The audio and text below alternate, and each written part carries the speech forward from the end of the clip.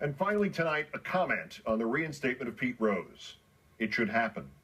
As I said at the beginning of this hour of retrospection to the public, the gambling story seemingly came out of nowhere in March 1989. But the rumblings had begun days, weeks earlier, and in fact, if we had only known, the rumblings had really begun in the early 80s. I've told this joke from the 80s before. At a sports memorabilia show, a collector goes up to the only dealer who has game-worn baseball uniforms and says, "I'd like a Pete Rose jersey." The dealer looks at him matter-of-factly, then says, "Cincinnati, Philadelphia, or Montreal?" The customer says, "Cincinnati." The tone still flat. The dealer replies, "Home or away?" The collector can't suppress his surprise. "Home?" The dealer looks under his table and asks, 1960s style flannel vest or 70s double knit pullover? The collector is getting scared. Double knit? The dealer squats, reaches, and stands up and tosses 8 different dirt-stained shirts on the table and asks, "Small, medium, or large?" There was so much Pete Rose game-used stuff around, certainly by the mid-'80s, that dealers and collectors in the then almost brand-new memorabilia business knew that Rose himself had to be the supplier, that he was deliberately going through dozens of uniforms and gloves and caps and bats per season to feed the market, and that he clearly needed the money. That he needed the money to cover gambling debts, that we did not know. He needed the money. A lot of people in baseball knew Pete Rose needed the money for whatever, and they didn't like him for that and for other things. As mentioned before, that nickname Charlie Hustle, that was not a compliment. He was brash, he was simultaneously a team player and an arrogant individualist. He showed people up. His personal life was erratic. In other words, today he would have been twice as popular as he was when he played. But a lot of people really didn't like Pete Rose. When he signed his 4-year, then astronomically priced, $3.2 million free agent contract with the Phillies. In December 1978, at the age of 37, Saturday Night Live, in the guise of the Garrett Morris ex-ball-playing sportscaster Chico Escuela, summed it up and delivered unknowing prophecy. $3.2 million para Pete Rose, Morris, as Escuela exclaimed with disbelief. Charlie Hustle? You bet. It seemed to me in 1989, it seems to me in 2014, that if anybody else of Pete Rose's stature had done what he did, there would have been severe punishment and eventual forgiveness. This is still not the America of shoeless Joe Jackson and the Black Sox. Say you're sorry, and the odds are awfully good that the rest of us will say, okay. But a lot of people really didn't like Pete Rose. I didn't.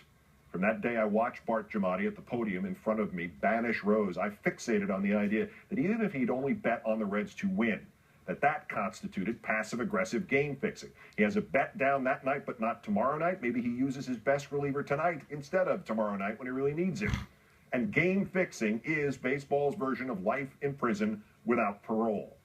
Turns out that lining up Rose's betting slips and the Reds' box scores don't really support that theory. So to me, and I was a hardline anti-reinstatement guy as late as 2004, maybe 2005, the crime itself is no longer a capital offense. A parole is just fine, especially after a quarter of a century in a prison without walls. There's also context here. Since Rose's banishment, baseball has suffered the ultimate destabilization that is performance-enhancing drugs. Lying, cheating, slandering, witness tampering, performing virtual medical experiments on yourself and encouraging others to do the same. It makes gambling seem like nickel and dime stuff. Alex Rodriguez can come back next year. Pete Rose, who, if he were reinstated, might get a coaching job or a minor league managing job, never. To say nothing of all the cheaters who got nothing but applause. Leo DeRocher is in the Hall of Fame, the manager who used a telescope and buzzer system to relay the other team's pitch signals to his own batters in real time, enabling the New York Giants to rally from 13 games out to win the 1951 National League pennant. That's okay, because he was cheating to win. And there's one more thing that, to me, transforms Pete Rose's reinstatement from some kind of paternalistic generosity on the part of you and me into an absolute moral necessity. Listen to this brief clip from Pete Rose's appearance last year on my show during the World Series. Pete Rose joins us now. Hi, Pete. How are you? Keith, it's nice to have you back in sports again. Thank you kindly. I hope we can say that to you again in the ensuing years. Well, don't hold your breath. All right, when we asked you to come on tonight, it was to talk about the World Series and some things that relate to you, that your perspective is nearly, if not unique about. And I still want to ask you about them, but I've got to ask you, I can't start anywhere else. Is there anything new? Is there any sign of life on getting you out of this? No, it seems in my situation, Keith, if baseball can't use me in some way, they don't contact me, and I understand that. What do you think is going to happen next summer when the baseball all-star game is played in Cincinnati? What is going to happen if an advertiser says to baseball's marketing division, hey, you know what would be great? In Cincinnati, a Pete Rose event. Maybe a Pete Rose and Ray Fosse event. Here's $10 million. Give Pete whatever you think's fair. You think baseball is going to say, oh no, he's on the permanently ineligible list. Here's your money back. What happened last time? The 1999 All-Century Team event sponsored by a credit card company with ballots at a chain of discount stores. And Pete Rose officially banned from baseball, who once got the Reds organization in trouble just by going on the field of one of their minor league farm clubs. Persona non grata, banned for life. Pete Rose was trotted out as if nothing had ever happened because the credit card company wanted the whole All-Century Team there, even him. Pete Rose was even brought out to be interviewed on NBC moments before the first pitch of Game 2 of the 1999 World Series. Not 3 months earlier, when 24 of those guys on the All-Century ballot had been brought to Fenway Park to stand around the infield before the All-Star game, Rose had not been among them. Commissioner Seelig had explained that as part of Rose's ban, quote, attendance at any function like that was forbidden, unquote. Unless Major League Baseball could make money off it, evidently.